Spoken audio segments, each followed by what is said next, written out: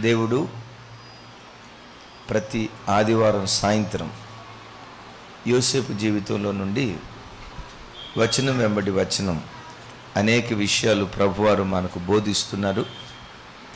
ఇంతవరకు ప్రభు మనతో మాట్లాడిన ప్రతి మాటను బట్టి ఒకసారి కృతజ్ఞతతో చేతులెత్తి యేసయ్యకు స్తోత్రాలు చెప్దాం. స్తోత్రం. ఆమేన్. రైట్. లాస్ట్ సెషన్లో నీ మీద దేవునికి ఉన్న ప్రణాళికను ఎవ్వడు ఆపలేడు ఓ చక్కటి సందేశం మనం విన్నాం. ఈరోజు మానవ జీవితంలో పాపం చేయటానికి ఎందుకు మనం భయపడాలి? పాపం ఒక మనిషి జీవితాన్ని ఎంత దౌర్భాగ్యపు స్థితికి తీసుకొని వెళ్తుంది. పాపంతో ఆడుకోకు, అది నీ బ్రతుకుతో చెలగాటమాడుతుంది, జాగ్రత్త. ఒకసారి చెప్పండి. పాపంతో ఆడుకోకు, అది నీ బ్రతుకుతో ఆడుకుంటుంది కాదు, చెలగాటం ఆడుతుంది, జాగ్రత్త. యోసేపు జీవితంలో నుంచి కొన్ని విలువైన మాటలు మీతో పంచుకుంటాను. చూడండి, ఆదికాండం 37వ అధ్యాయం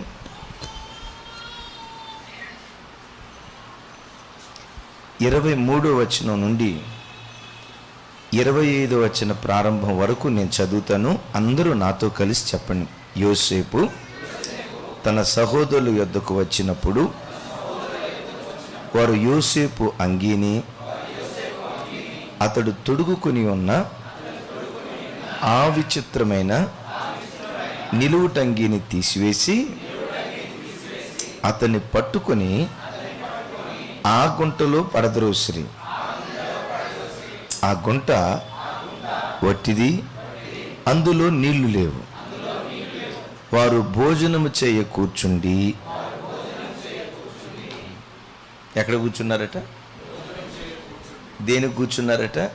భోజనం చేయటానికి. వాళ్ళు భోజనం చేయటానికి కూర్చున్నప్పుడు అంతకు మునుపు జరిగిన సన్నివేశం ఏంటి? యోసేపు బట్టలు తీసేశారు, పై అంగి తీసేశారు, నీళ్లు లేని లోతైన గోతిలోకి యోసేపును నెట్టేశారు. యోసేపును గోతిలోకి నెట్టేసేటప్పుడు యోసేపు సంతోషంగా గోతిలోకి వెళ్ళాడా? అనలారా, నన్ను గోతిలోకి నెట్టొద్దు, నన్ను కొట్టొద్దు, నన్ను ఇట్లా ఇబ్బంది పెట్టొద్దు అని యోసేపు చేతులెత్తి వాళ్ళకి దండం పెడతా బ్రతిమలాడుకొని ఉంటాడా లేదా? ఏడ్చి ఉంటాడా లేదా? చివరికి చిన్నోడు కదా, వాళ్ళ కాళ్ళు పట్టుకొని ఉంటాడా లేదా? ఇవన్నీ చేశారు. ఇవన్నీ చేసినా ఎంత కూడా కనికరం లేకుండా తమ్ముణ్ణి గోతిలో వేశారు. గోతిలో వేసిన తర్వాత వాడిని గోతిలో వేసామే, వాడు ఎంత అల్లాడిపోతూ ఉండి ఉంటాడో, గోతిలో నీళ్లు కూడా లేవే, దాహార్తితో ఎంత తహతహలాడుతూ ఉంటాడో, అయ్యో పాపం. ఇందాక ఎట్లుంది అట్లా వదిలేసి రైట్. అయ్యో పాపం, దాహార్తితో ఎంత అల్లాడిపోతూ ఉంటాడో, ఆకలి దప్పులతో ఎంత అలమటిస్తూ ఉంటాడో అని వాళ్ళు అయ్యో పాపం అన్నారా? కూర్చొని హాయిగా భోజనం చేస్తున్నారా? వాళ్ళు చేసే ఆ భోజనం, అసలు ఈ భోజన పదార్థాలు తీసుకొచ్చింది ఎవరు? ఆయన ఎవరు? హెబ్రోను లోయలో నుండి తండ్రి చేత చక్కటి ఆహార పదార్థాలు తీసుకొని నా అన్నలకు ఇవ్వాలి. కొన్ని రోజులు బట్టి ఇంటికి దూరంగా ఉన్నారు. అన్నలు కడుపు నిండా భోజనం చేసి ఎంతకాలం అవుతుందోనని ఆ చక్కటి ఆహార పదార్థాలు తీసుకొచ్చి ఆ అన్నలకి ఇస్తే, యోసేపు తీసుకొచ్చిన ఆహార పదార్థాలు వాళ్ళు తింటా, ఆ ఆహార పదార్థాలు తీసుకొచ్చిన యోసేపునేమో గోతిలో వేసి, గోతిలో ప్రక్కన తమ్ముడు అల్లాడిపోతూ ఉంటే వీళ్ళు భోజనం చేయటానికి కూర్చున్నారు. వీళ్ళు మనుషులేనా? మనుషులు కాదా? మనుషులే, కర్కోటకులు. మీతో ఒక మాట చెప్తా. ఒక మనిషి తన హృదయములో పాపానికి చోటిస్తే ఆ పాపం మనిషిని, మానవ హృదయాన్ని, మనిషిని ఒక కర్కోటకుడుగా మార్చేస్తుంది.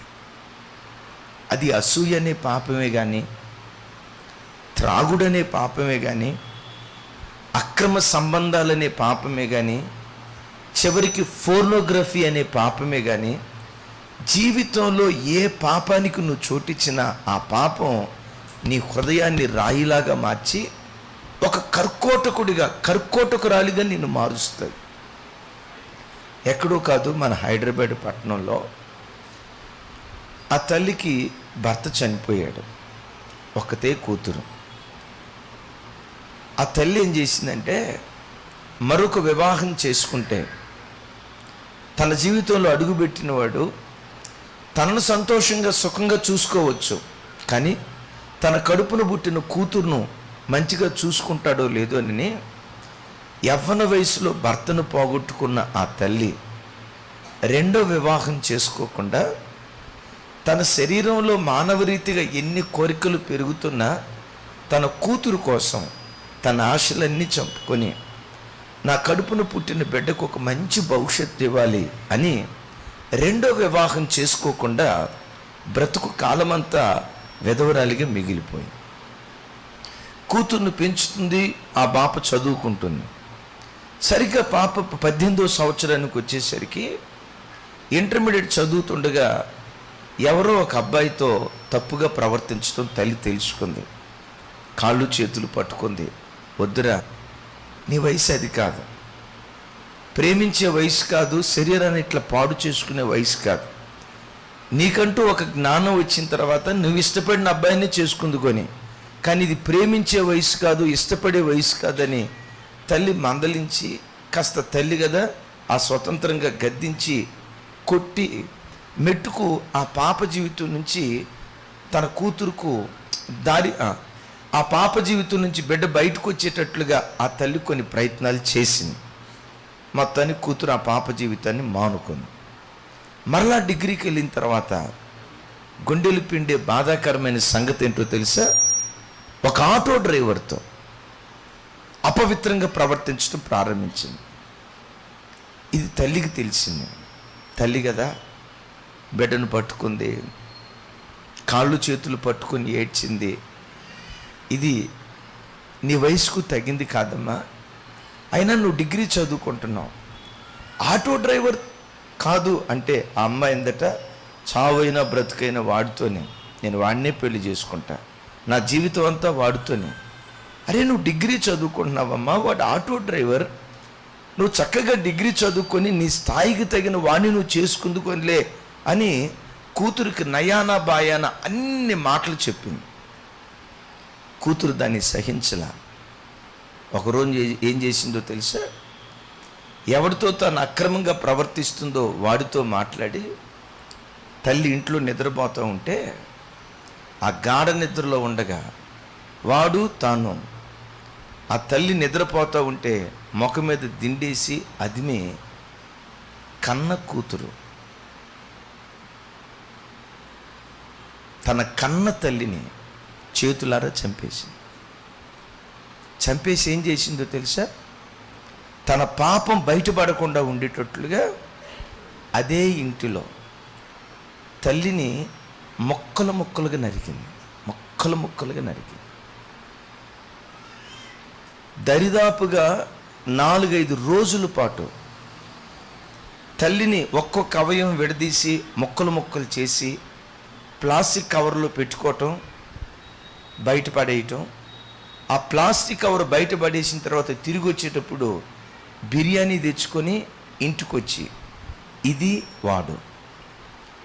తల్లి శవం ఆ ఇంట్లో ఉండగానే తల్లిని ముక్కలు చేసి ఆ ముక్కలు ఇంట్లో ఉంటుండగానే అదే ఇంట్లో బిర్యానీ తింది. సుమారుగా 7 రోజుల పాటు ఈ కార్యక్రమం.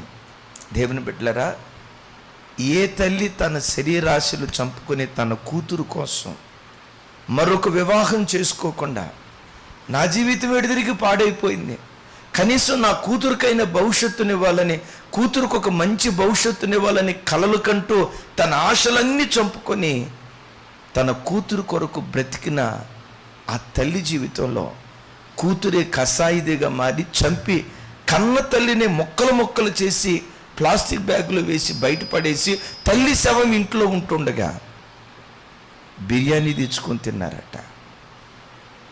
ఇక్కడ ఆ పాప కర్కోటకురాలు అనేదానికంటే ఆ పాప హృదయంలో పనిచేసే పాపం ముందు చూసారా, ఆ పాపే కాదు, ఏ మనిషి బ్రతుకులోనైనా పాపం ప్రవేశిస్తే హృదయంలో పాపం కలిగిన మనుషుడు కర్కోటకుడుగా ప్రవర్తించడం ప్రారంభిస్తాడు.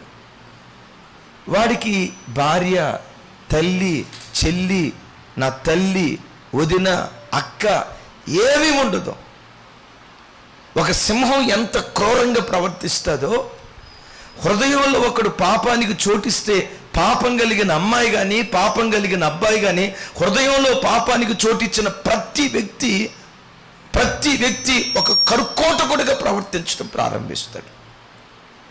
తమ్ముడు గోతిలో పడి అన్నలారా అన్నలారా అన్నలారా ఏడుస్తున్నాడు. తమ్ముడు ఆర్తనాధ్వనులు అన్నలకు వినబడలేదా?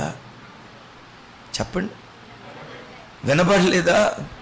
అన్నలారా అన్నలారా అని పిచ్చోడు అరుస్తున్నా, దిక్కులు పెక్కటిలేలాగా అరుస్తూ ఉంటే ఆ ఆర్తనాధ్వని అన్నలకు వినబడుతున్నా చెప్పండి ఏం చేస్తున్నారు?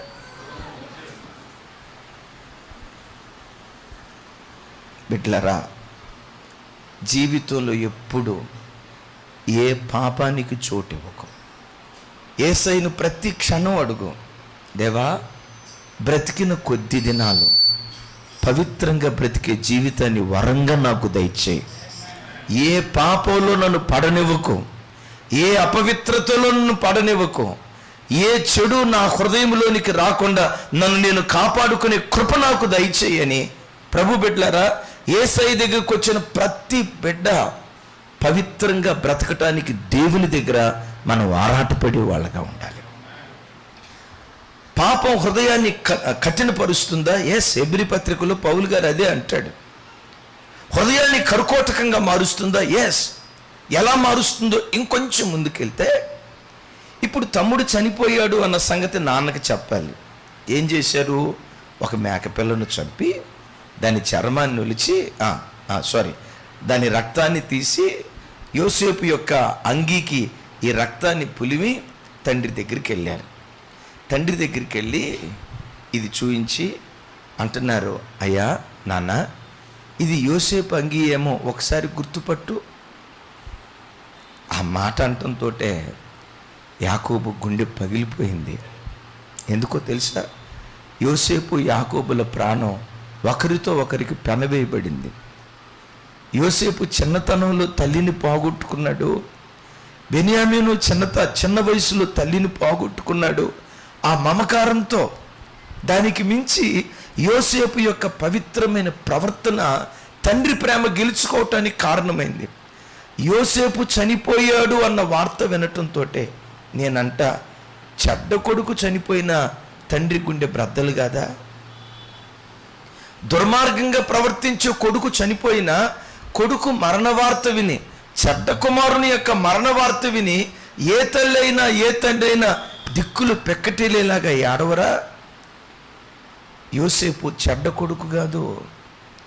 యోసేపు తండ్రి హృదయాన్ని గాయపరిచిన వాడు కాదు. ఎవరి యోసేపు? ఆ తండ్రి హృదయానికి ఆదరణ కలుగు చేసినటువంటి వాడు. అలాంటి కొడుకు దుష్ట మృగము చేత ఒకసారి చూడండి, ఏ మృగం? చెప్పాలి, ఏ మృగం? దుష్ట మృగం చేత చేల్చబడ్డాడు. ఆ మాట వినటంతో యాకోబు దిక్కులు పెక్కటిలేలాగా అల్లాడిపోతున్నాడు. నిశ్చయముగా దుష్ట మృగము నా కుమారుని చీల్చేసింది అంటే, యోసేపు అట్లా ఆహారం తీసుకొని వెళ్తూ ఉంటే ఏ సింహమో ఎలుకబంటో తన కొడుకు మీద దాడి చేసిందని, తన కొడుకు పేక పీసికి ఆ సింహం రక్తం అంతా పీల్చిందని ఆ సింహం వచ్చి తండ్రి ఆలోచిస్తూ ఉండి ఉంటాడు. తన కుమారుడి యొక్క మాంసాన్ని ఆ సింహం తన పంజాతో ముక్కలు ముక్కలుగా చీల్చేసిందని ఇవన్నీ గుర్తొచ్చి, నా కుమారుడా, నిన్ను అనవసరంగా నేను పంపించా, అయ్యో నేను ఎంత తప్పు చేశా, నేను పంపించకుండా ఉంటే బాగుండేది, అయ్యో నా చేతులారా నేను సింహపు నోటికి పంపించానే, నేను తీసుకున్న నిర్ణయమే నేను సింహాల బారి చేసిందే, అయ్యో నేను ఈ పని చేయకుండా ఉంటే ఎంత బాగుండేదని కన్న తండ్రి కదా, ఆ గర్భం అల్లాడిపోతా దిక్కులు పెక్కటిల్లేలాగా శోకమెత్తి ఏడుస్తున్నాడు. తండ్రి అట్లా ఏడుస్తూ ఉంటే ఈ 10 మందిలో ఒక్కడి హృదయం అయినా నిజం చెప్పేసేద్దాం, అన్నా ఏడవకు నాన్న, మేము ఒక పొరపాటు చేసావు నాన్న, వాడిని అమ్మేసావు నాన్న, యోసేపు చనిపోలేదు నాన్న, యోసేపు చనిపోలా, యోసేపు అనేవాడు బ్రతికే ఉన్నాడు నాన్న, యోసేపు కొరకు ఏడవద్దు నాన్న, నువ్వు ఏడుస్తూ ఉంటే మేము తట్టుకోలేకపోతున్నావు అని ఈ 10 మంది కుమారులు ఒక్కడైనా ఆ మాట అన్నాడా? ఎందుకల్లా? కారణం ఏంటో తెలుసా? పాపము ఒక వ్యక్తిని కర్కోటకుడుగా మారుస్తుంది. నాకు ఈ సన్నివేశం గుర్తొచ్చినప్పుడల్లా, తండ్రి కొడుకుల బంధం అంటే యోసేపు యాకోబుల బంధంలాగా ఉండాలి. తండ్రి కొడుకుల మధ్య అనుబంధం, అనురాగం అంటే ఇదిగో ఎలా ఉండాలి అనేటట్లుగా ఉంటుంది. యేసయ్యకి మహిమ కలుగును గాక. మరోసారి చెప్దాం, యేసయ్యకి మహిమ కలుగును గాక. యాకోబు ఏమని ఏడ్చాడో అది చదివితేనే బాగుంటుంది.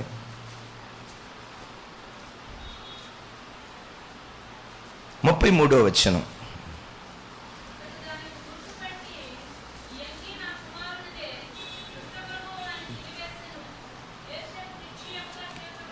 యోసేపు నిశ్చయముగా చేల్చబడెను,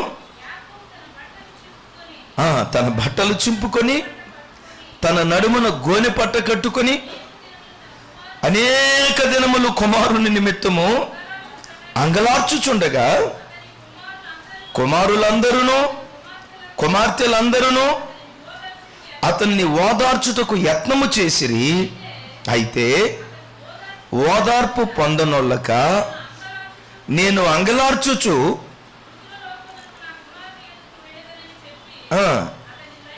అబ్బా, ఈ మాట చదివితే పుట్టడు దుఃఖం వస్తుందిరా.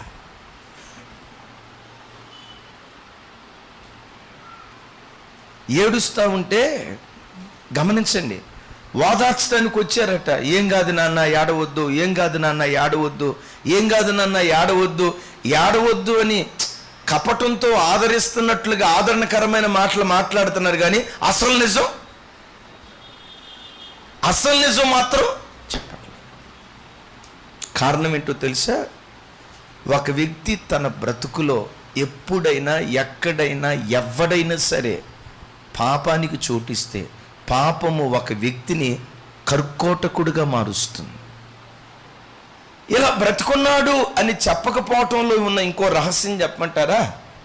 నానా ఇప్పుడు ఐగుప్తు దేశానికి మేము అమ్మేశాం అని చెప్పారు అనుకోండి, యాకోబు ఏం చేసి ఉంటాడు?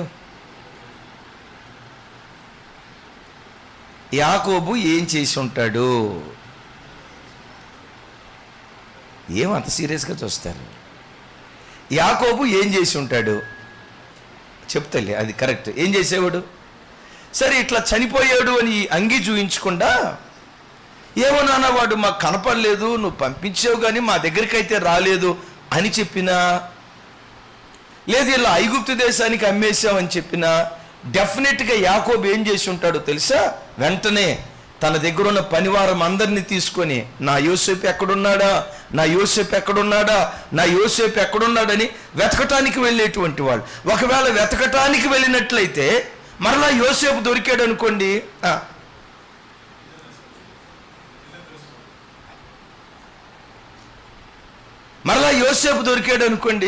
మరలా కలలు కానీ వాడు వస్తాడు కదా, వాడి కలలు ఏమైపోతాయో. నా ప్రభు బిడ్డలారా, నేను మీ అందరితో చెప్తున్నాను, అసూయ అనే పాపమే కానీ, అపవిత్రత అనే పాపమే కానీ ఏదైనా మనుషుణ్ణి కర్కోటకుడుగా మారుస్తుంది. నీకు తెలుసా? నీ హృదయం పవిత్రతతో ఉంటే, నీ ఎదుటి వ్యక్తి ఎవరైనా కళ్ళెమ్మటి నీళ్లు పెట్టుకుంటే నీకు తెలియకుండా నీకు కళ్ళెమ్మటి నీళ్ళు వస్తాయి. నీ హృదయం పవిత్రంగా ఉంటే భర్త ఏడుస్తుంటే చూసి నువ్వు తట్టుకోలేవు. నీ హృదయం పవిత్రంగా ఉంటే భార్య ఏడుస్తూ ఉంటే చూసి నువ్వు తట్టుకోలేవు. నిజంగా నీ హృదయం పవిత్రంగా ఉంటే ఒకవేళ నీ తల్లిదండ్రులు నీ విషయమై ఏదైనా ఏడుస్తూ ఉంటే ఆ తల్లిదండ్రులను చూసి నువ్వు దుఃఖపడటం ప్రారంభిస్తావు. ఇంకొక మాట చెప్తాను, నీ హృదయంలో పాపం ఉంటే నువ్వు చెడు తిరుగులు తిరుగుతా, దారి తప్పి ప్రవర్తిస్తా, అక్రమంగా జీవిస్తూ ఉంటే తల్లి వచ్చి, రే నాన్న అట్లా చెయ్యొద్దురా, మాకు అవమానం వస్తుందిరా, నువ్వు అట్లా ప్రవర్తించొద్దురా అని తల్లి వాడి కాళ్ళు పట్టుకొని ఏడుస్తూ ఉంటే వీడేమంటాడు తెలుసా? అసలు నీ వల్లనే నేను ఎట్టా అయ్యానే, నేను పాడవటానికి, చెప్పండి, నేను పాడవటానికి. చూడండి, ఆ తల్లి అనుకుంటుంది, వీడి కాళ్ళు పట్టుకున్నా వీడికి నా మీద కనికరం రాలేదే, వీడి కాళ్ళు పట్టుకొని బ్రతిమలాడుతున్నా నా మీద జాలి రాలేదే. కారణం ఏంటో తెలుసా? పాపం ఒక వ్యక్తిని కర్కోటకుడుగా మారుస్తుంది. జాగ్రత్త. చాలాసార్లు చూడండి, పురుషుల్లో ఎక్కువ శాతం కొంతమందికి త్రాగుడు అలవాటు ఉంటుంది. వాడు త్రాగుతున్నాడు, అక్రమంగా ప్రవర్తిస్తున్నాడని భార్యకి తెలిసి పిల్లలందరినీ తీసుకొని భర్త కాళ్ళ మీద పడి, అయ్యా తాగొద్దు, అయ్యా నీకు దండం పెడతానని భార్య అందనుకోండి. అర్ధగంట సేపు భార్య ఏడ్చిన తర్వాత వీడు ముగింపులో ఏమంటాడు తెలుసా? అసలు నేను ఎందుకు తాగుబోతున్నాయ్యోనో తెలిసే, నీ వల్లనే నేను తాగుబోతున్నాయ్యా, నా జీవితాన్ని ఏ భార్య అయినా భర్తను తాగుబోతు చేస్తుందా? చూడండి, గంట సేపు భార్య ఏడిస్తే చివరికి ముగింపులో వీడు మాట్లాడేటువంటి మాట, యవన బిడ్డలారా, అయ్యలారా, కారపు మెతుకులు తిన్నా పర్వాలేదు, పాపం నీ బ్రతుకులో ప్రవేశించకుండా బ్రతికిన కొద్ది దినాలు పవిత్రంగా యోసేపులాగా దేవుని కొరకు నువ్వు బ్రతుకు. పవిత్రంగా నువ్వు బ్రతికితే ఆ పవిత్రతే నువ్వు సుఖంగా బ్రతకటానికి దేవుడు కృప చూపిస్తాడు. ఒక భక్తుడు అంటాడు, ఈ భూమి మీద హ్యాపీయెస్ట్ మ్యాన్ ఎవరంటే holiest man is the happiest man on this earth అంటాడు. ఈ భూమి మీద సంతోషంగా బ్రతికేవాడు ఎవడంటే డబ్బున్నవాడు కాదు, సాఫ్ట్వేర్ ఉద్యోగం చేసేవాడు కాదు, లక్షలకు పడగెత్తినవాడు కాదు, కోట్లకు పడగెత్తినవాడు కాదు.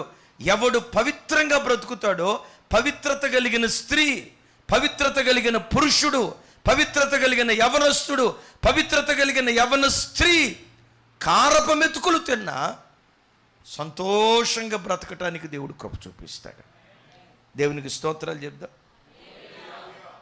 రెండవది, వీళ్ళు చెప్పకపోవటానికి కారణం ఏంటంటే వాళ్ళ పాపాన్ని దాచుకోవాలని ప్రయత్నం చేశారు. సుమి, రెండో మాట చెప్తాను, పాపం ఎన్నటికీ దాచబడదు, ఏదో ఒకరోజు అది బట్టబయలైపోద్ది. నాతో కలిసి మాట చెప్పండి, కొంచెం గట్టిగా, పెద్దగా చెప్పేది ఏదో గట్టిగా చెప్పండి. మీతో చెప్పే మాట ఏంటంటే, నీవు దాచాలన్నా దాగదు సుమి. పాపాన్ని దేవుని వాక్యం దేంతో పోల్చింది అంటే, మీరు పాపము చేత అపరాధము చేత చచ్చిన వారై ఉండగా, నాతో కలిసి మాట చెప్పండి, పాపము చేత అపరాధము చేత చచ్చిన వారై ఉండగా. అంటే పాపాన్ని దేంతో పోల్చింది వాక్యం? మరణంతో పోల్చింది వాక్యం. గమనించండి, చచ్చిన వాడు ఎంతో, పాపం చేసేవాడు కూడా అంతే. ఏమన్నాను? చచ్చిన వాడు ఎంతో, పాపం చేసేవాడు కూడా అంతే. ఇప్పుడు చూడండి, ఇంట్లో ఒక వ్యక్తి చనిపోయాడు, ఆ ఇంటి వాళ్ళంతా, బంధువులంతా వచ్చి గంటల తరబడి, అయ్యా మమ్మల్ని విడిచిపెట్టి వెళ్ళిపోయావా, అయ్యో మమ్మల్ని అన్యాయం చేసావా, ఇట్లా ఎందుకు విడిచిపెట్టి వెళ్ళిపోయావయ్యా అని. గమనించండి, ఇంటోళ్ళంతా శవం చుట్టూతా చేరి, బంధువులంతా చేరి గంటలు గంటలు ఏడుస్తారు. ఈ ఏడ్పు చచ్చినోడికి వినపడిద్దా? గమనించండి, ఇంతసేపు ఏడిస్తే ఈ ఏడ్పు విని ఈ చనిపోయిన ఆయన కళ్ళు తెరిచి, ఈ ఆడవద్దురా, అని అంటాడా? నేను ఈ మాట ఎందుకు చెప్పాను తెలుసా? చచ్చినోడి పరిస్థితి ఎట్లాగో పాపం చేసేవాడి పరిస్థితి కూడా అంతే.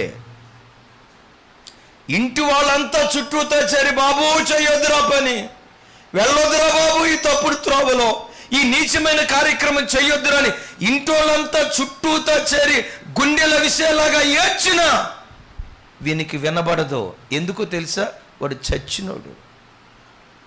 ఆ మధ్య ఒక పాస్టర్ గారు చెప్పాడట, వాక్యం చెప్తా, ఒరే పాపం సావు లాంటిదిరా, ప్రయాసపడి భారం మోయిచున్న సమస్త జనులారా నా యొద్దకు రండి, దేవుడు మీకు విశ్రాంతిని ఇస్తాడు అని అంటే, ఒకడు అన్నాడంట, ఏం సార్ పాపం అంటే ఏదో భారం అంటున్నారు, పాపం ఎప్పుడు నాకు భారం అనిపించలేదే, నా 18వ ఏట నుంచి గుట్కాలు అలవాటైంది, తంబాకు అలవాటైంది, సిగరెట్ అలవాటైంది, చెడు కార్యక్రమాలు, తాగుడు, ఇన్ని దురలవాట్లున్నా పాపం ఏనాడు నాకు భారం అనిపించలేదే.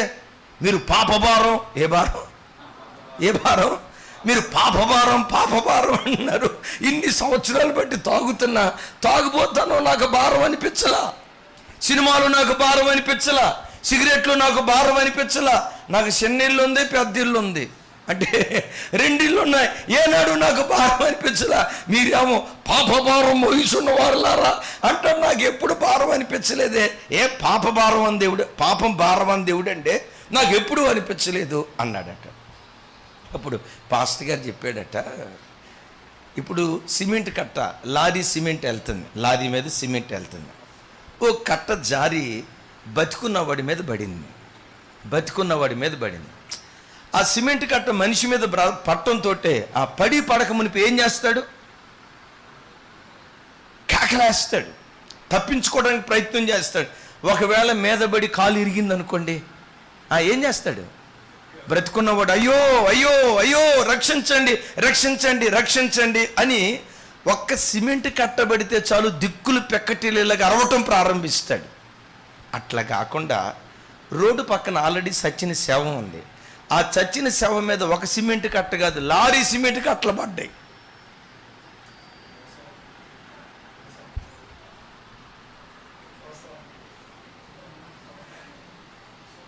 లారీ సిమెంట్ కట్టలు పడితే అయ్య బాబోయ్ లారీ సిమెంట్ కట్టలు పడ్డాయి, రక్షించండి మహాప్రభు అని అంటాడా? సచ్చినుడి మీద లారీ సిమెంట్ కట్టలు పడ్డా చలనం ఇతనా భీ నహీ హై, చలనం ఇంత కూడా ఉండదు.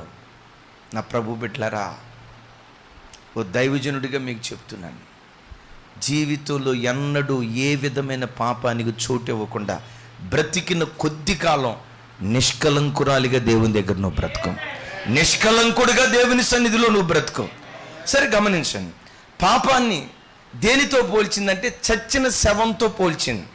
నేను మిమ్మల్ని అడుగుతా, చచ్చిన శవంలో నుండి దుర్వాసన రాకుండా మనం కాపాడగలమా? పెద్దగా చెప్పండి. చచ్చిన శవంలో నుంచి దుర్వాసన రాకుండా మనం కాపాడగలమా? కొంతమంది కాపాడటానికి ఏం చేస్తారు? స్ప్రే కొడతారు. ఈ స్ప్రే వాసనతో చచ్చిన శవంలో నుంచి వాసన రాకుండా ఎన్ని రోజులు మనం కవర్ చేయగలం? ఎట్లా అంటే అట్లా అన్నా చెప్పండి అమ్మా. 1 రోజు, 2 రోజులు అనుకోండి, 3 రోజులు, అమ్మో ఈ చచ్చిన శవంలో నుంచి వాసన బయటకు రాకూడదని నువ్వు స్ప్రే కొట్టావు, మైసూర్ శాండిల్ రాసావు, ఫెయిర్ అండ్ లవ్లీ రాశాను, ఏదైనా రాయిగాక ఒక 3 రోజులు 4 రోజులు, 5వ రోజు ముక్కుగోళ్ళు పగిలిపోయేటట్లుగా భయంకరమైన దుర్గంధం దానిలో నుంచి బయటకు రావాల్సిందే. చచ్చిన శవంలో నుంచి దుర్వాసన ఎవడు ఆపలేడు. ఒక మనిషి చేసిన పాపాన్ని ఎవడు దాచలేడు. ఏదో ఒక రోజు అది బట్టబయలైపోతుంది. ఇప్పుడు యోసేపును వాళ్ళు ఐగుప్తు దేశానికి అమ్మిన సంగతి దాచిపెట్టారు. దాచిన సంగతి తర్వాత బట్టబయలైందా లేదా?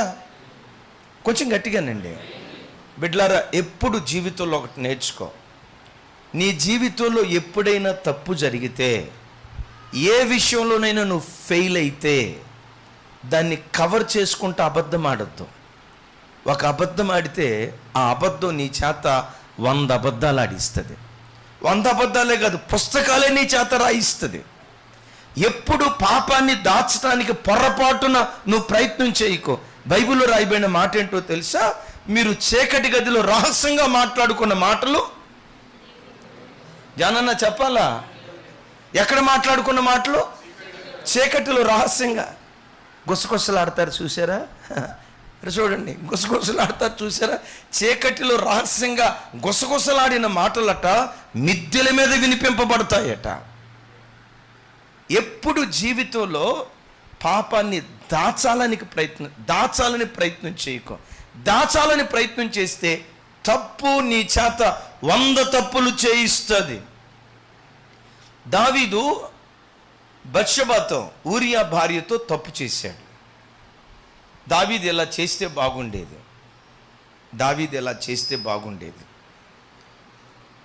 ఊరియా భార్య వచ్చింది, నేను గర్భవతినని చెప్పింది. అతన్ని పిలిపించాడు. ఏదో చెప్పాడు, నేను అట్లా చేయను, నా భార్య దగ్గరికి వెళ్ళను. తను నిష్టగలిగినటువంటి వాడు. తన పాపం బయటపడకుండా ఉండటానికి రకరకాల ప్రయత్నాలు చేసి ఈ మహానుభావుడు చివరికి ఏం చేశాడంటే ఊరియా అనేవాడిని చంపించేసేసాడు. నా పాపం బయటపడకూడదు ఊరియాని చంపించేశాడు. చంపించిన తర్వాత కొడుకు పుట్టాడు. ఆ కొడుకు పుట్టక మునుపు నాతాను ప్రవక్తకి ఈ విషయం చెప్పి గద్దింప చేశాడు. దావీదు చాలా మేకప్ చేయాలనుకున్నాడు.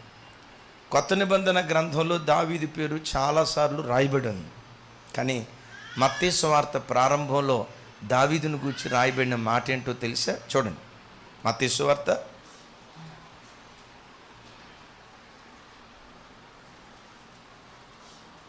1వ అధ్యాయం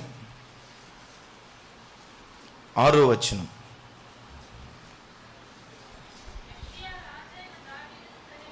అమ్మా మొత్తం కలపొద్దు, మళ్ళా చదువు. యెషయా రాజైన దావీదును కనెను. పెద్దగా అది చదవండి. ఊరియా భార్యగా నుండిన ఆమె యందు నాతో కలిసి మాట చెప్పండి. అసలు దేవుడు చూడండి, దాచాలనుకున్న దావీదు పాపాన్ని ఎండగట్టాడు దేవుడు. ఎక్కడ దావీదు పాపం చేసింది? ఎక్కడ? సమూయేలు మొదటి గ్రంథంలో పాపం చేస్తే తాను పాపం చేసిన తర్వాత బయటపడింది. తాను పాపం చేసిన కొన్ని సంవత్సరాల తర్వాత కూడా, అంటే దరిదాపుగా 1000 సంవత్సరాల తర్వాత యేసుక్రీస్తు వంశావళి గురించి చెప్పేటప్పుడు ఏమంటాడంటే, యెషయి కుమారుడైన దావీదు ఊరియా భార్య అయిన బత్షెబ వలన కనిన సొలొమోను అంటాడు. నాతో కలిసి మాట చెప్పండి. ఊరియా భార్య అయిన బత్షెబ దావీదునకు కనిన కుమారుడు సొలొమోను. ఆవిడ ఎవరి భార్య అంట? ఊరియా భార్య ఎవరికి బిడ్డను కందంట? ఎవరి భార్య? ఎవరికి బిడ్డను కనాలి? ఎవరికి కంది? దావీదు అక్రమం చేసేవు, జాగ్రత్త. ఎప్పుడైనా జీవితంలో ఒక తప్పును కప్పిపెట్టాలని ప్రయత్నం చేస్తే, ఒక పొరపాటును కప్పిపెట్టాలని ప్రయత్నం చేస్తే, గమనించండి, చచ్చిన శవాన్ని దాచితే ఎంత కుళ్ళు వాసన వస్తుందో, ఎంత దుర్గంధం ప్రాంతమంతా వ్యాపింప చేస్తుందో. అది వ్యాపింప చేయక మునిపే తప్పు జరిగితే, ఎస్ ఐ డన్ మిస్టేక్, ఈ పొరపాటు నా వలన జరిగిందయ్యా, నన్ను క్షమించు. ఒకవేళ మనుషులు ఎదుట నువ్వు తప్పు చేసినా, అయ్యా నేను ఈ పొరపాటు చేశా, నన్ను క్షమించు. ఈ అవిధేయత నా వలన జరిగింది, నన్ను క్షమించు అని చెప్పి ఆ తప్పును వెంటనే ఒప్పుకునే మనస్సు దేవుడు మనకు అనుగ్రహించునుగాక. వాక్యం ఏమంటుంది? అతిక్రమములు దాచిపెట్టువాడు వర్ధిల్లడు, వాటిని ఒప్పుకొని విడిచిపెట్టువాడు దేవుని కనికరాన్ని పొందుతూ ఉన్నాడు. మరోసారి చెప్దాం, ఆమేన్. ఒక అబ్బాయి ఉన్నాడు, ఆడు 10వ తరగతి ఫెయిల్ అయ్యాడు. మామూలుగా వాడికి చదువు అంతా చదివి చస్తేగా ఫెయిల్ అయ్యాడు. వాళ్ళ అమ్మోళ్ళతో ఏం చెప్పాడు తెలుసా? నేను ఫెయిల్ అయ్యానని చెప్తే నేను చచ్చిపోతా, నేను ఫెయిల్ అయిన సంగతి బయట వాళ్ళకి చెప్తే నేను ఇంట్లో నుంచి వెళ్ళిపోతా. మరి నువ్వు ఫెయిల్ అయ్యావు కదరా, మరి ఫెయిల్ అయితే ఫెయిల్ అయ్యావని చెప్పాలి కదా. లేదు లేదు లేదు, అది నాకు అవమానమా? అంటే తప్పినప్పుడు లేదు అవమానం, అది నాకు అవమానం. నేను తప్పినట్లుగా ఎవరికి చెప్పకూడదు. మీరు చెప్పేటప్పుడు కూడా వచ్చి అడుగుతారు, 10వ తరగతి రిజల్ట్స్ వచ్చినాయి కదా, మీ అబ్బాయికి ఎన్ని మార్కులు వచ్చినాయి అని. మీరేం చెప్పాలో తెలుసా? మా అబ్బాయి డిస్టింక్షన్లో పాస్ అయ్యాడు అని చెప్పాలి. వీడు పోరు పడలేక ఇక తల్లిదండ్రులు ఏం చేశారు తెలుసా? మా అబ్బాయి డిస్టింక్షన్ అని చెప్పాలా, స్కూల్ ఫస్ట్ అని చెప్పారు. స్కూల్ ఫస్ట్ అని చెప్పారు. అబ్బాయి స్కూల్ ఫస్ట్ అంట, అబ్బాయి స్కూల్ ఫస్ట్ అంట అని చెప్పి మొత్తానికి మంచి మార్కులు వచ్చినాయటని అందరూ అనుకున్నారు, సంతోషించారు. మే అయిపోయింది, జూన్ అయిపోయింది. జూన్ అయిన తర్వాత ఎక్కడ జాయిన్ కావాలి? ఇది జాయిన్ కాల. ఇది జాయిన్ కాకపోయేసరికి అందరూ అడుగుతున్నారు, ఏంటి అబ్బాయి స్కూల్లో జాయిన్ కాలేదు, కాలేజీలో జాయిన్ కాలేదు అని. అంటే చెప్పారు, అరే ఏం చెప్పమంటారు అంటే, భారతదేశంలో టాప్ మోస్ట్ కాలేజీలు ఎక్కడున్నాయో అక్కడ జాయిన్ అవుదామని ట్రై చేస్తున్నాడు. వీళ్ళు చెప్పారు, అవునులే స్కూల్ ఫస్ట్ కదా, ఆ రేంజ్లో జాయిన్ అవ్వాలే అని ఈ అమాయక ప్రజలు అనుకున్నారు. June, July, August, September, October, వీడు కాలేజీకి వెళ్ళట్లా. ఏంటి అబ్బాయి కాలేజీకి వెళ్ళట్లేదు, జాయిన్ కాలేదంటే, అసలు ఈ ఇండియాలో మా అబ్బాయికి ఏ కాలేజీ నచ్చలేదంట.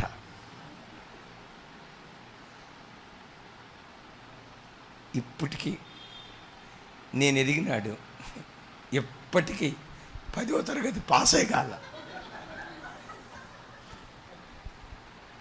ప్రభాకర్ అన్నాడు, ఏనండి ఎప్పటికీ వాడు 10వ తరగతి పాస్ కాల. ఎవరిని అడిగినా ఏం చదువుతున్నాడు అబ్బాయి అంటే, పీజీ అయిపోయింది. పీజీ బ్రతుకంతా అబద్ధాలు పుట్టాగా. ఒక అబద్ధం బ్రతుకు కాలమంతా వాడిని అబద్ధికుడిగా మారుస్తుంది. ఏం ఫెయిల్ అయ్యావు, సో వాట్? ఏమండి అందరూ డిగ్రీలు చదివే గొప్ప వాళ్ళు ఏం కాలేదు కదా. హల్లెలూయ. ఏం సచిన్ టెండూల్కర్ ఏం డిగ్రీ చదివాడు? వినోద్ కాంబ్లీ ఏం డిగ్రీ చదివాడు? కోహ్లీ ఏం డిగ్రీ చదివాడు? ఏం సొలోమన్ ఏం డిగ్రీ చదివాడు? నా ప్రభు బిడ్డలారా, ఎప్పుడైనా జీవితంలో నీ ద్వారా తప్పు జరిగితే, పాపం జరిగితే, ఉన్నది ఉన్నట్లుగా దేవుని సన్నిధిలో ఒప్పుకొని దాన్ని విడిచిపెట్టు, దాన్ని కవర్ చేయొద్దు. రవి వింటున్నావా? రాజా వింటున్నావా? వింటున్నావా? ఇప్పుడు ఫోన్ ఎవరైనా చేశారనుకోండి, ఏం చిన్న పలానోళ్ళు ఫోన్ చేశారంట కదా అని అంటే, అన్న నేను నిద్రపోతున్నానన్నా, చూడలేదు అని అంటే బాగుంటుంది. గమనించలేదన్నా అని అంటే బాగుంటుంది. తప్పు ఒప్పుకోరు కొన్నిసార్లు. ఏమైనా తమ్ముడా ఫోన్ వచ్చిందంట చేయలేదంటే, నో లేదన్నా, అట్లా రింగ్ అవ్వటం ఆలస్యం, ఇట్లా లిఫ్ట్ చేస్తా అని అన్నారనుకోండి, మనకే తెలివి లేదా? ఫోన్ పట్టుకొని చూడవా? చూస్తావా లేదా? నా ప్రభు బిడ్డలారా, జీవితంలో ఎప్పుడు వ్యక్తిత్వాన్ని కోల్పోకు. వీడు అబద్ధాల కోరోడు అనేటువంటి చెడ్డ సాక్ష్యం జీవితంలో ఎప్పుడు నువ్వు పొందుకోకు. నువ్వు పొందుకోవలసిన సాక్ష్యం ఏంటో తెలుసా? వీడు కూటికి పేదోడైనా నీతికి మాత్రం ఐశ్వర్యవంతుడు రవేడు. కూటికి దరిద్రుడైన నీతి విషయంలో భాగ్యవంతుడురా.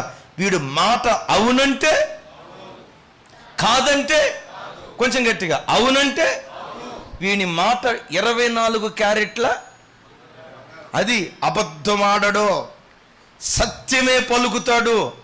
కలిపి చెరిపెడి అబద్ధపు మాటలు మాట్లాడు, ఇతడు సత్యమే మాట్లాడతాడు. బ్రతుకులో ఆ సాక్ష్యం పొందుకో.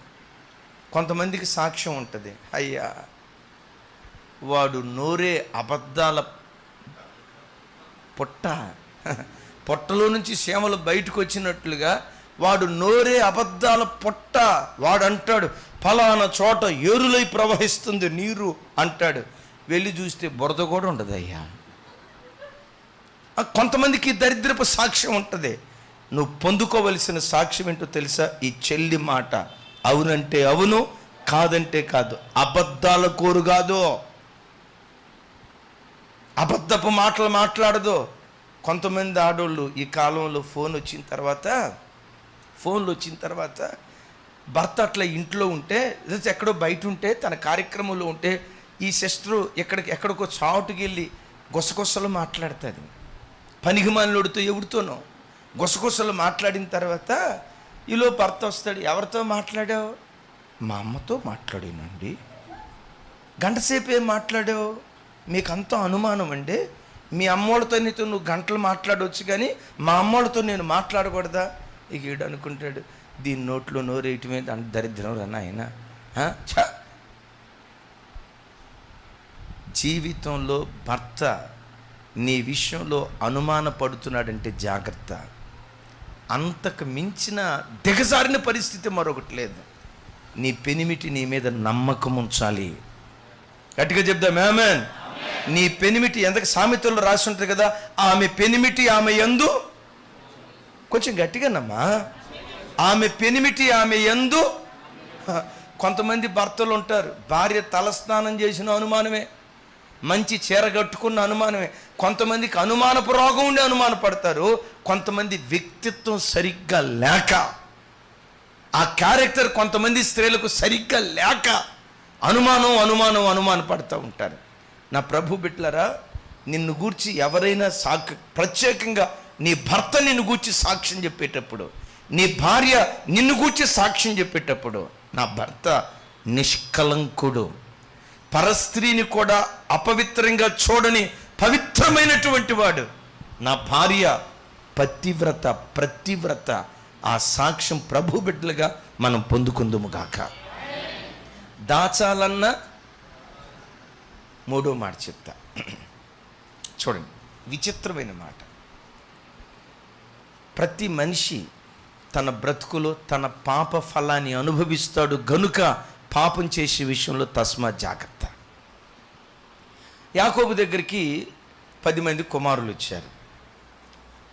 తండ్రిని మోసం చేస్తున్నారు, అబద్ధం ఆడుతున్నారు. ఏమని? నా వైపు చూడండి.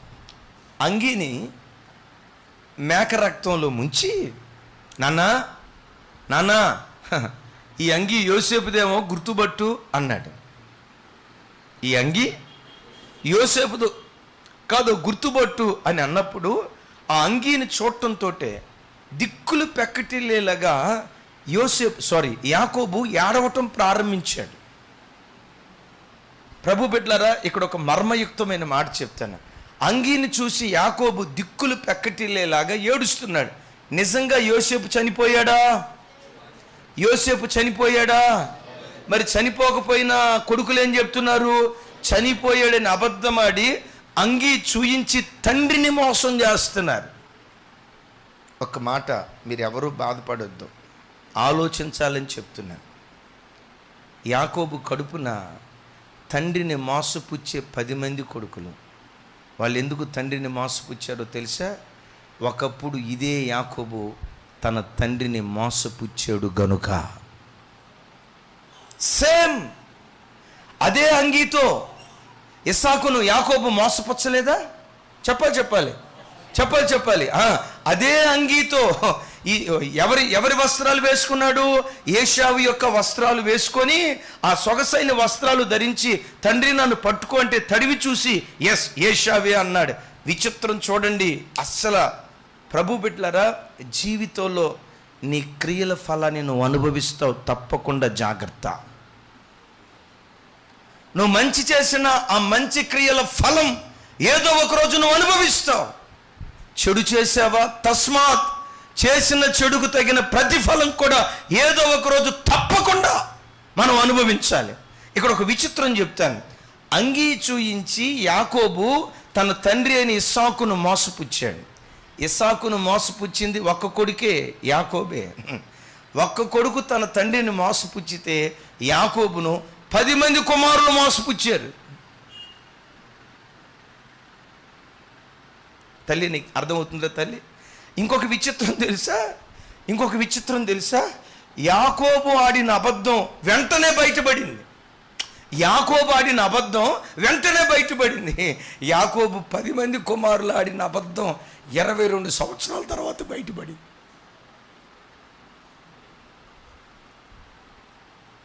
అమ్మ అర్థమవుతుందా తల్లి? 22 సంవత్సరాల తర్వాత జీవితంలో నువ్వు మంచి చేస్తే నీ మంచికి సంబంధించిన ఫలం తప్పకుండా ఏదో ఒక రోజు నువ్వు అనుభవిస్తావు.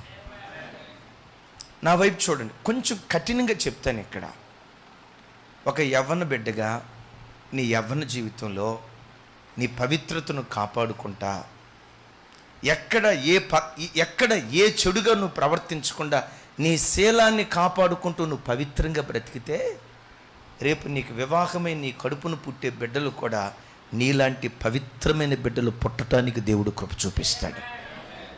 నీలాంటి పవిత్రతను ప్రేమించే పవిత్రమైన బిడ్డలు పుట్టుకురావటానికి దేవుడు సహాయం చేస్తాడు. గమనించండి, మ్యారేజ్ కాకుండానే ఆ అమ్మాయికి మనసు ఇచ్చా, ఈ అమ్మాయికి మనసు ఇచ్చా, వెళ్ళిన చోటల్లో ఇచ్చుకుంటా పోయేవనుకో, విత్తింది కొయ్యాలి కదా. అలాంటి భ్రష్ట సంతానమే మన ఇంట్లో నుంచి నేను మిమ్మల్ని భయపెట్టడానికి చెప్పట్లేదు, ఆలోచించడానికి చెప్తున్నా. ఒక తల్లి వచ్చి ఏడుస్తుంది, అయ్యా నా కూతురు అది నా కడుపుని ఎందుకు పుట్టిందో నాకు అర్థం కావట్లేదయ్యా, అట్లాంటిది పుట్టకుండా ఉంటే బాగుండేదయ్యా, ఏడుస్తుంది. ఏమైందమ్మా అన్నాను. ఏడుస్తా అంటది, అయ్యా 10వ తరగతిలో వాడు ఎవడికో మనసు ఇచ్చిందంటయ్యా. గద్దించా, ఈ వయసు ఏంటే, నీవేంటే, ఇంటర్మీడియట్లో ఇంకొకటికి మనసు ఇచ్చిందంటయ్యా. తిట్టాం, కొట్టాం. ఇప్పుడు డిగ్రీలో కూడా ఇప్పుడు ఇంకొకటికి మనసు ఇచ్చిందంటయ్యా. 10వ తరగతిలో ఒకడికి, ఇంటర్మీడియట్లో ఒకడికి, డిగ్రీలు ఇంకొకడికి, ఇట్లా వెళ్ళిన చోట్లలో మనసు ఇచ్చుకుంటా వెళ్ళిపోతుందంటయ్యా అని ముగింపులో తల్లి ఏముందో తెలుసా, అసలు ఇంతకీ దానికి ఎన్ని మనసులు ఉన్నాయ్యా అని. దౌర్భాగ్యం కదా. నిజమే, యవ్వనం ఉందని అందం ఉందని నీవు ఇట్లా ప్రవర్తించావనుకో, నేను మిమ్మల్ని అడుగుతా, వేప చెట్టులో నుంచి ఏ విత్తనాలు బయటకు వస్తాయి? చెప్పాలి. వేప చెట్టులో నుంచి మామిడి ఫలాలు వచ్చినాయన్న సంగతి ఎక్కడైనా మీరు విన్నారా? నేనైతే వినలా. వేప చెట్టులో నుంచి సపోటా ఫలాలు వచ్చాయి అన్న మాట ఎప్పుడైనా మీరు విన్నారా? అది సృష్టికి విరుద్ధం. ఏంటి సృష్టి ధర్మం? వేప చెట్టులో నుంచి వేప విత్తనాలే వస్తాయి, మామిడి చెట్టులో నుంచి మామిడి ఫలాలే వస్తాయి. తల్లి, నీ యవ్వన కాలంలో నువ్వు పవిత్రంగా బ్రతికితే నీ గర్భాన్ని దేవుడు ఆశీర్వదించి నీ గర్భంలో నుండి కూడా పవిత్రమైన సంతతిని నా దేవుడు పుట్టిస్తాడు. కొంచెం గట్టిగా చెప్దాం. నీ యవ్వన జీవితంలో పవిత్రమైన యవ్వన బిడ్డగా నువ్వు బ్రతికితే నీ గర్భాన కూడా పవిత్రమైన సంతతిని దేవుడు పుట్టిస్తాడు. క్రియల ఫలం తప్పకుండా ప్రతివాడు అనుభవించాలి కనుక ఎప్పుడు నీ క్రియలు చెడ్డ క్రియలుగా ఉండకుండా సత్క్రియలతో దేవుని సన్నిధిలో మనం బ్రతుకుదుముగాక. చూడండి విచిత్రం. తన తండ్రి అయిన ఇస్సాకు ఎదుట యాకోబు ఏది చేశాడో, యాకోబు యొక్క కుమారులు సేమ్ అదే చేస్తున్నారు. ఏ అంగీని చూసి తండ్రిని మోసపుచ్చారో అదే అంగీని చూయించి తన కుమారులు తనను మోసపుచ్చుతున్నారు. తాను ఆడిన అబద్ధం వెంటనే బయటపడింది, తన కొడుకులు ఆడిన అబద్ధం. కొంచెం గట్టిగానండి. 22 సంవత్సరాలైనా ఏడుస్తూ ఆ దుఃఖంతోనే తన జీవితాన్ని కొనసాగించాడు. ప్రభు బిడ్డలారా, క్రియల ఫలం ఒకడు అనుభవించాలి. బైబిల్లో మనం చూస్తాం కదా, నీవు చేసిన దానికి యెహోవా ప్రతిఫలం ఇచ్చును. రూతును గూర్చి మనం చూస్తాం.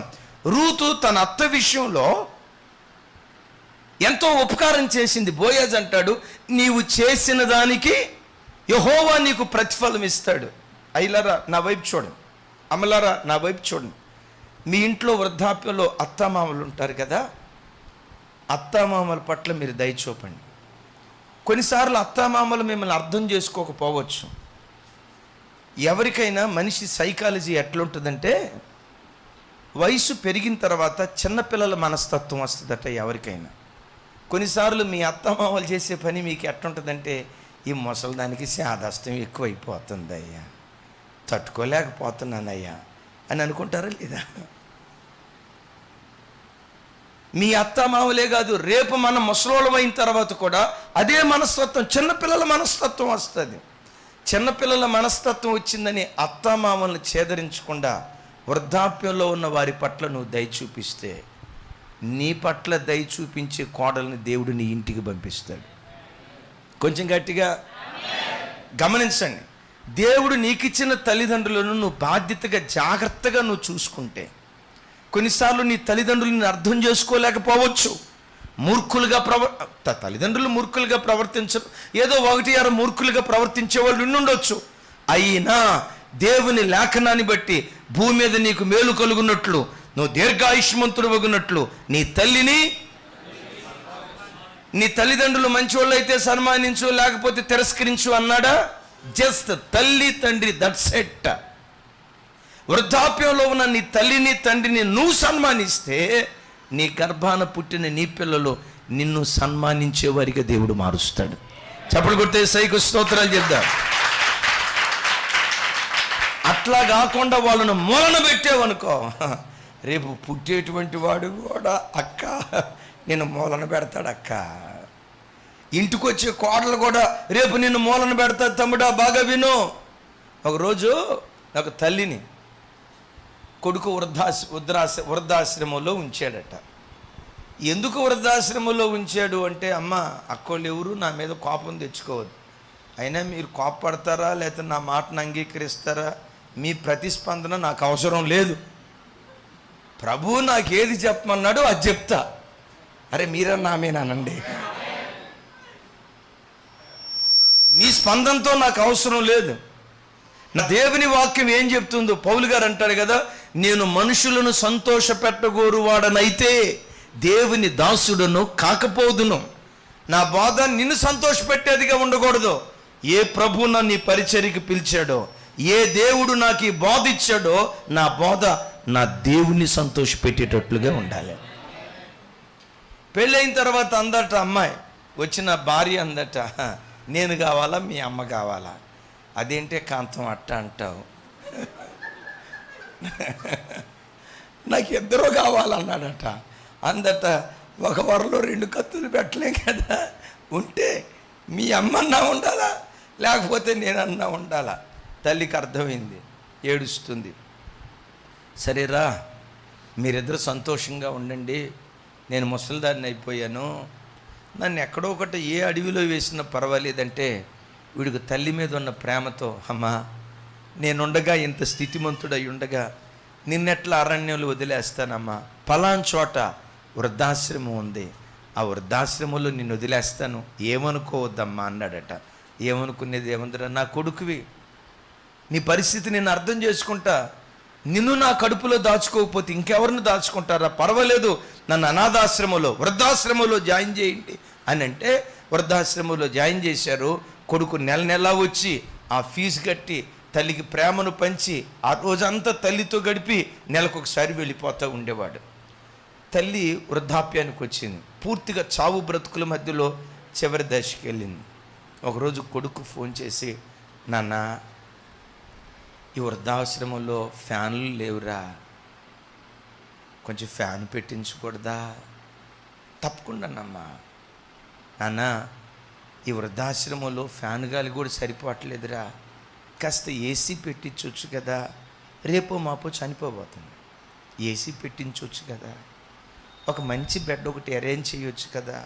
అమ్మా నువ్వు రేపో మాపో చనిపోబోతున్నావు, ఇంకొక 2 రోజుల కంటే ఎక్కువ బ్రతకమని డాక్టర్లు చెప్తున్నారు, ఇంకో 2 రోజుల్లో చనిపోబోయే నీకు ఎందుకమ్మా ఏసీ, ఎందుకు ఈ బెడ్? తల్లి కొడుకుని దగ్గరికి పిలుచుకొని ఆ తలని ఉడతా, ఆ ఏసీ నా కొరకు కాదురా, ఆ ఫ్యాన్ నా కొరకు కాదురా, ఆ డబుల్ కాట్ బెడ్ నా కొరకు కాదురా, మరి ఎవరి కొరకు మమ్మీ? రేపు నువ్వు ఇదే అనాథాశ్రమానికి వస్తావు నాకు తెలుసురా,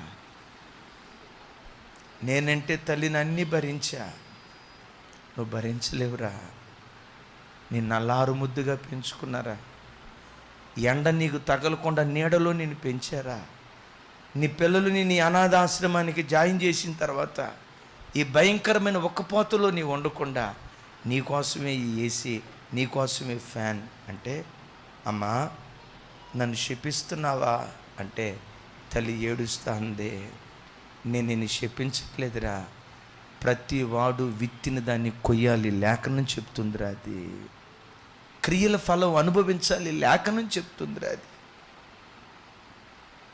నీ మీద ద్వేషంతోనో తల్లిగా నిన్ను శపిస్తూనో నేను ఈ మాట చెప్పట్లేదు. మనం చేసిన క్రియల ఫలం మన మీదకే వస్తుంది. ఈ మాట బాగా వినండి, మనం చేసిన క్రియల ఫలం.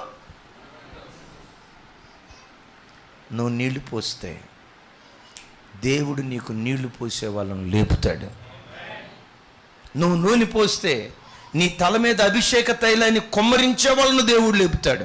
నీవు దయ చూపిస్తే నీ పట్ల దయ చూపించే వ్యక్తులను యేసు నామములో దేవుడు లేవనెత్తడం ప్రారంభించునుగాక. నీవు నీళ్లు పోస్తే నీ చేతుల మీద నీళ్లు పోసే వాళ్ళని దేవుడు లేపుతాడు. ఇంకొక మాట చెప్తాను, నువ్వు నిప్పులు పోస్తే, మరి అది కూడా చెప్పాలి కదమ్మా, చెప్పాలి.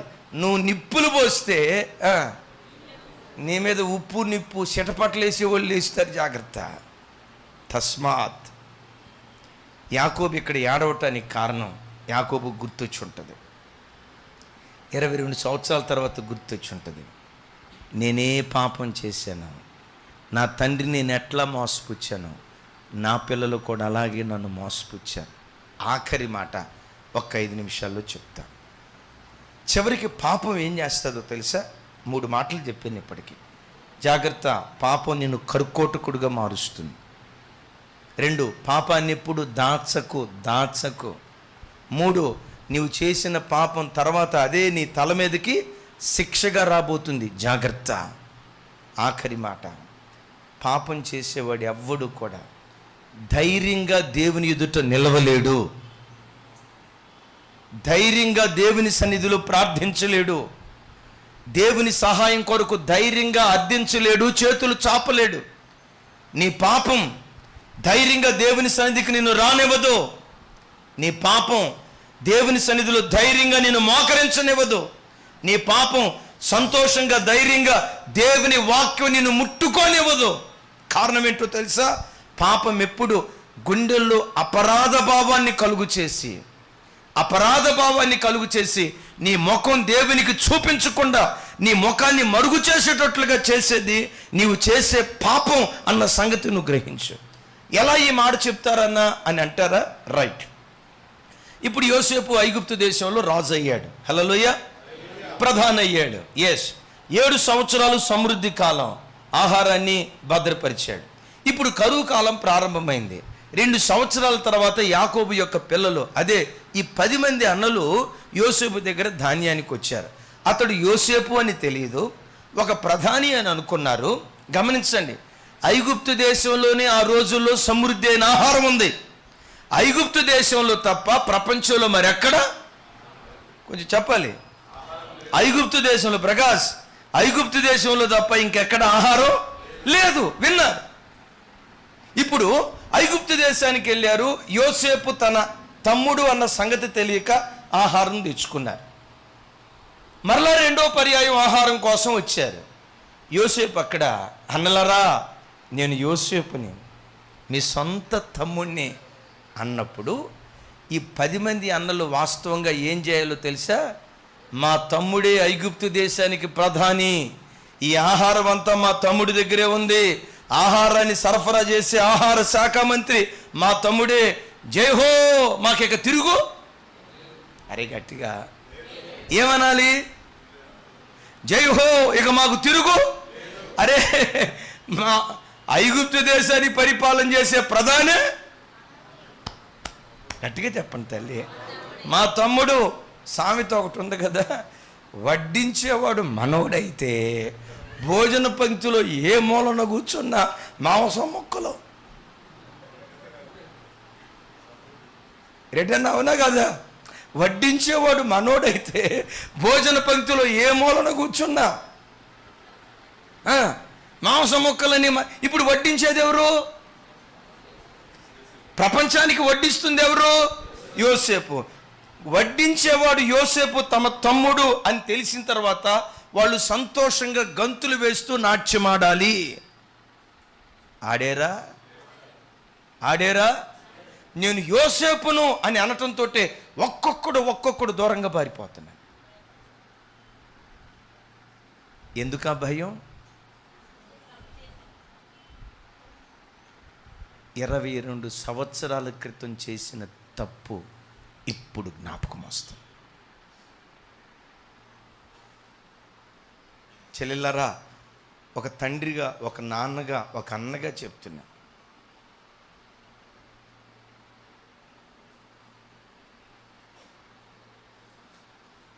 కాలేజీలోనో చదువుకునే చోటో సాఫ్ట్వేర్ ఉద్యోగం దగ్గర ఎవడో ఒకడిని ఒక అమ్మాయి ప్రేమించింది. వాడి పేరు పి గోపి.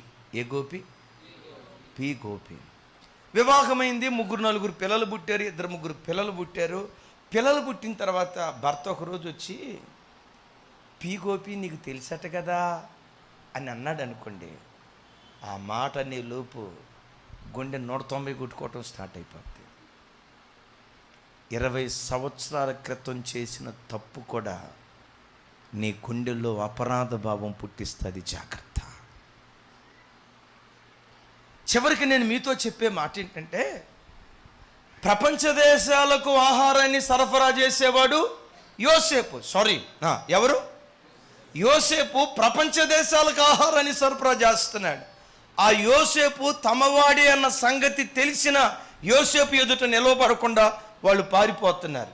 నా ప్రభు బిడ్డలారా, యోసేపు ఆఫ్టర్ ఆల్ కరువు కాలంలోనే ఐగుప్తు దేశం, కనాను దేశానికి ఆహారాన్ని సరఫరా చేశాడేమో కానీ నీవు ఆరాధించే పరమ యేసుక్రీస్తు ప్రభువారు ప్రపంచ దేశాలకు సమస్తాన్ని అనుగ్రహించే దేవుడు. యోసేపు జస్ట్ ఆహారమే ఇచ్చాడేమో.